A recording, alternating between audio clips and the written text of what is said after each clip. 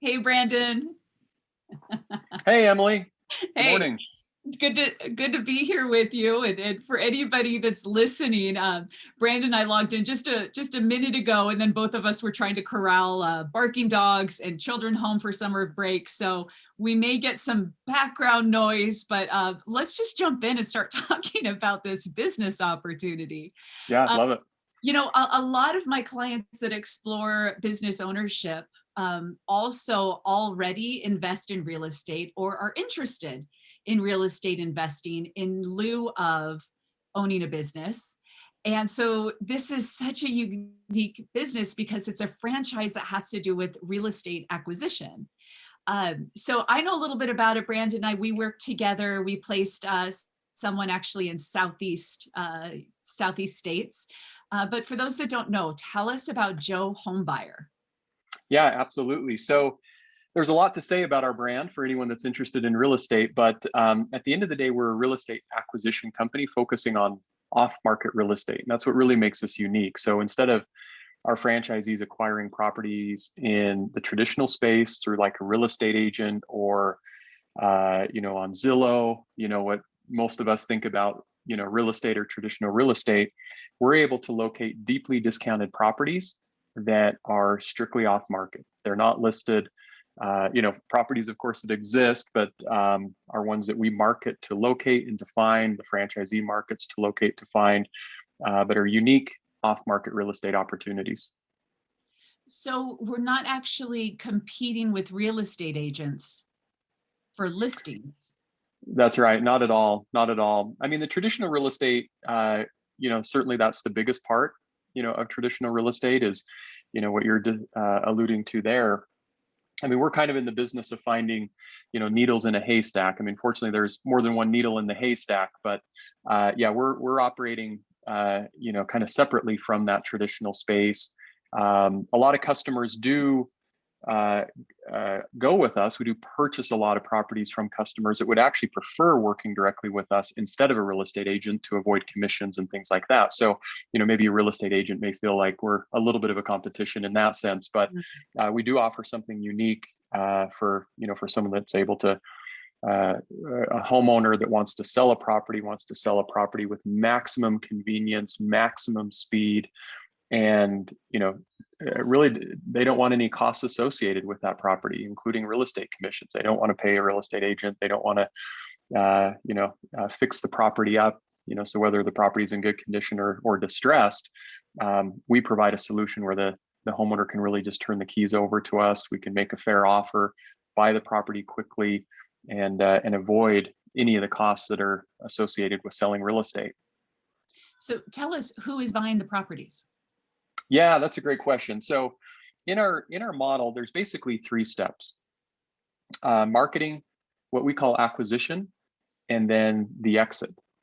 So marketing, which is where we spend a lot of time in supporting our franchisee, is really building a marketing plan to be able to locate these off-market properties. It's very targeted marketing. We're not necessarily trying to market our services to everyone in any given market area. So it's very targeted marketing.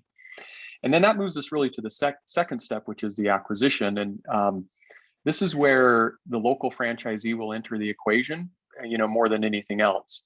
We do need someone in the local market that can sit down with that homeowner, figure out their situation, quite honestly, come to a really creative solution. Sometimes this is more than just, making an offer on the property, but this is about, finding a creative solution, maybe to a homeowner that's got a unique property or a unique life circumstance.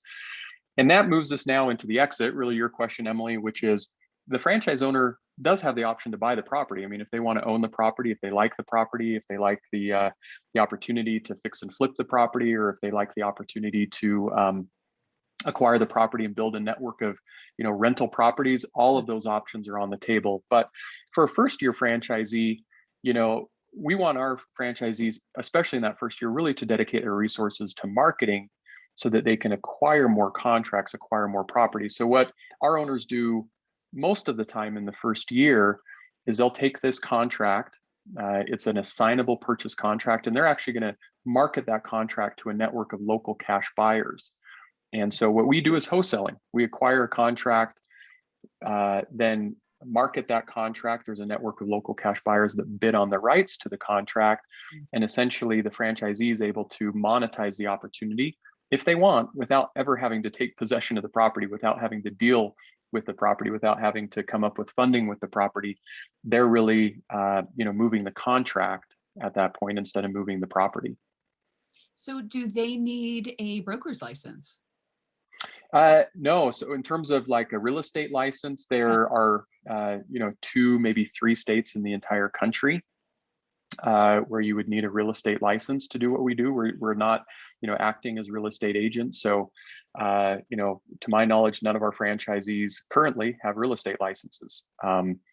That's not really the role that we fit. There's a couple of exceptions to that, but it's not a situation where they would need a real estate license. We have to keep our contracts, and we require contracts, and we're marketing that contract to a network of cash buyers. We don't post that, in the public domain. That's what a real estate agent would do. So there's a few rules that we have to follow to make sure that we're not acting as a broker, not acting as a real estate agent, but we can stay well on the other side of that line. Okay. And how does one acquire a list of cash buyers?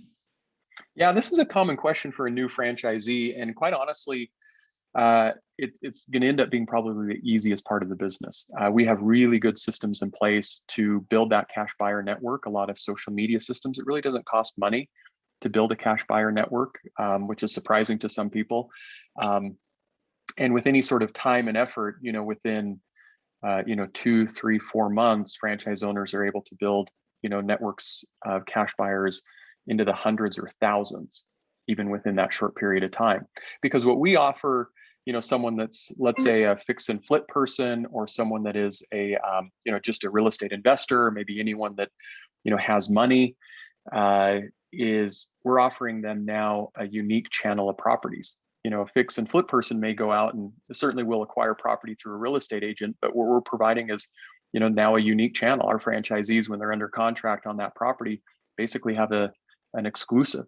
And so it doesn't cost the cash buyer anything to become part of the network. It's just an opportunity for them to see properties that they wouldn't see otherwise. So it's one of those nice situations where interests align. We want to have cash buyers. We want to have lots of people seeing the contracts that we're in possession of and bidding on the rights to that contract. And they want to see the properties. They want to have these opportunities to see the properties that are really unique to our local franchisee. And I got to tell you, it took me a couple of times to really access information around Joe Homebuyer to wrap my head around it. It is truly very, very simple. And I think in my head, maybe I was overcomplicating it. So it's really Mm-hmm. about marketing, acquisition, and moving the contract, essentially. That's exactly right. I will tell you, one of the things that was kind of weighing in the back of my mind was, what kind of circumstances are people under when they engage with someone like a Joe Homebuyer, where they're not interested in connecting with a real estate agent? And about a week or two ago, I attended the Joe Homebuyer validation call that was actually made public. So for anyone that's listening, the most information, it seems like, you can get on a franchise is to actually talk to other franchise owners. And I had the privilege of hearing it. I think it was franchise owner number 1. Yeah, could have been. Yeah, we've had a few, but yeah, very early on franchisee at least. Yeah, Yeah. and he shared a story around a recent client, and I believe it was an aging couple, and the man had Alzheimer's, or his Alzheimer's was progressing rapidly, and his spouse just wanted to get out of the house and downsize and get into something more manageable. And so that he talked about what a difference and how grateful this woman was for their help. And I mean, I think I may have gotten teary listening to that story, because I think some people might fear that they're taking advantage of people in a bad situation, when the stories that I've heard are actually, you're the hero to help them. What can you give examples of other types of circumstances where someone might need to exit their home quickly?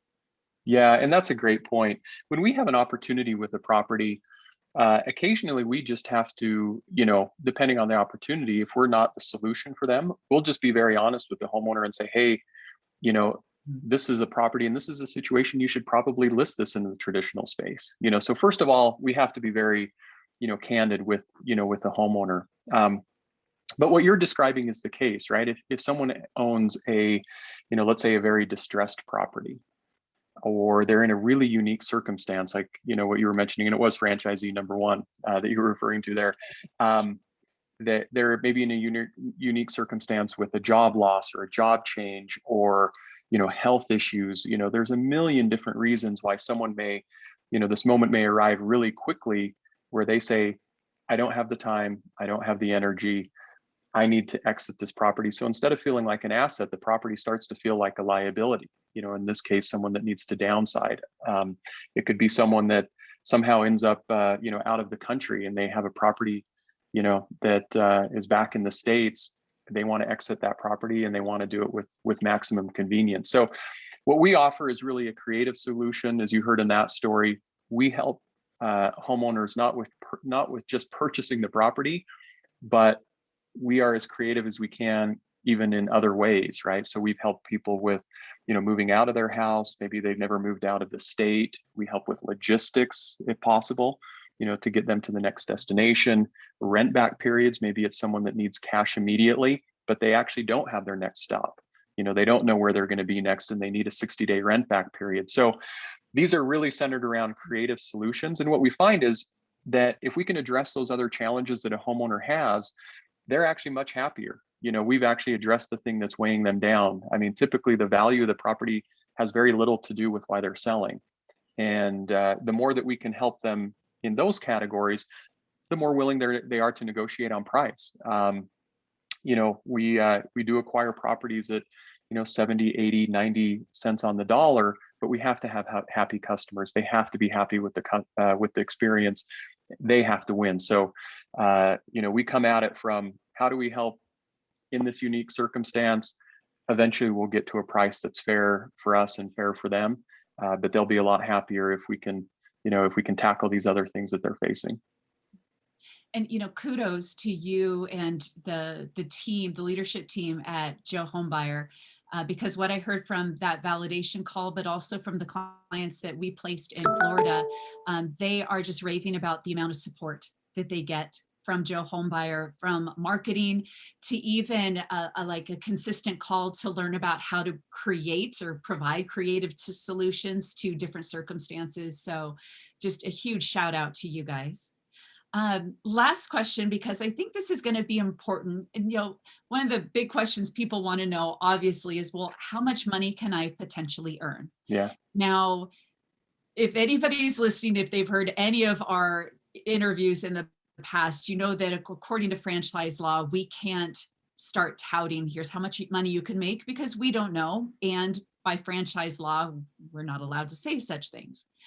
That being said, what can you tell us around earnings, whether it has to do with a range per home or the number of homes one would need to turn? Can you give us some numbers? Yeah, for sure. So where we fit into this market is, there are, of course, people out there that will acquire a handful of properties a year. Will acquire 2 or 3 or 4 properties a year, and that's fantastic. I mean, that's a great additional income, and someone could do that on their own, without the support of a franchise. But where we come into this equation is for someone that really wants to be, serious about acquiring a lot of properties. And so, for our franchisees, and there's quite a range, right? Because everyone's marketing investment, which is really what's going to determine everything, varies quite a bit. We have franchisees that, spend $5,000 in marketing. We have others that spend 10, others that spend 20, others that spend 30, right? It depends on what they want to do. But our model is really built for a business owner that, rather than acquiring, 3 or 4 properties a year, wants to acquire 1, 2, 3, 5, 8, 10 properties a month. And so this is about scalability, right? This is about, being in real estate, being able to use other people's money essentially to exit a property, so that, the franchisee's investment is really in the marketing. When we're talking about, moving a contract, wholesaling or assigning a contract. The normal range, and I'll keep this in a range for all the reasons you mentioned here. Of course, I've got to give the same disclaimer that results may vary, but typically when we're moving a contract, these are for high amounts. The net on the contract, for between $15,000 to $30,000 just for moving the contract. Sometimes less and sometimes more, sometimes significantly more, right? Depending on the property situation. So in other words, I'll let everyone kind of do the math of what that potential is, but it's a very low overhead business. I mean, the great thing about moving a contract is when you're at that point, you're moving a contract, you have zero labor cost, you have zero materials cost. Your investment is really in marketing. I mean, that's really where the investment takes place. So great opportunity to be in real estate, move multiple properties, not just in a year, but potentially in a month. And at the same time, it's a business that you can have really an amazing operation on very few transactions. It doesn't take a lot. You're not going to build, or the franchisee is not going to build their business, $30, $40, $50 at a time. They're really building their business, $15, $20, $30, $40,000 at a time. So even with very few transactions, our franchisees can do very well. Excellent. You mentioned, so what is the investment range?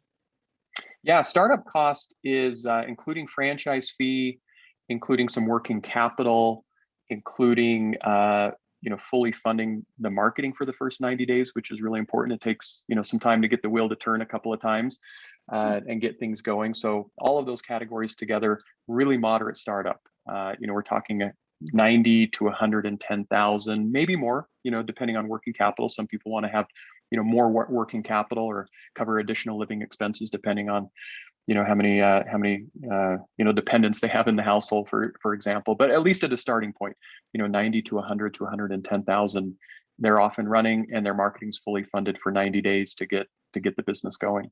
Excellent. Well, thank you so much for taking some time to help us have a better understanding of the opportunity. I didn't hear any kids in the background. I hope you didn't hear any dogs in the background. So I think I didn't. I heard kids, but I'm glad that you didn't hear kids in the background. I didn't hear a thing. I think we pulled it off. Good deal.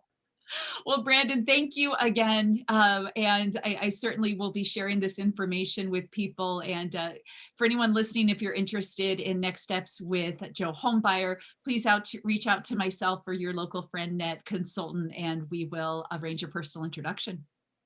Thanks again. Thanks, Emily. Take care. Bye.